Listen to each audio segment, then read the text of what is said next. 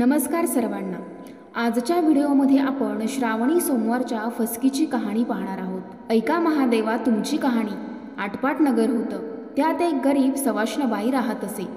तिनं आपलं श्रावण मास आला म्हणजे काय करावं, आपलं दर सोमवारी पहाटे उठावं, स्नान करावं, पूजा घ्यावी, एक उपडा दुसरा उताना, पसाभर तांदूळ घ्यावे व महादेवाच्या देवळी जाऊन मनोभावी पूजा करावी। नंतर प्रार्थनाच्या वेळी जय महादेवा घे फसकी व दे लक्ष्मी असं म्हणून महादेवाच्या मस्तकी तांदूळ अर्पण करावे। उरलेले तांदूळ नंदीच्या पाठीवर वाहून आपण घरी यावं।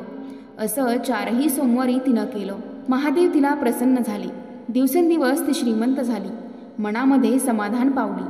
पुढं उद्यापनाच्या वेळी तिनं देवी अन्नपूर्णेला गजनीची चोळी पाठवली, काशी विश्वेश्वराला रुपया पाठवला आणि व्रताची समाप्ती केली। शंकरांनी तिला निरोप पाठविला, अजून तुला नंदीच्या सेवेचं फळ मिळालं नाही, माझ्या सेवेचं तर अद्याप देणंच आहे। पुढं शंकरांनी तिला अपार देणं दिलं। तर जसा तिला विश्वेश्वर प्रसन्न झाले तसा तुम्हा आम्हा हो हीच 60 उत्तराची कहाणी।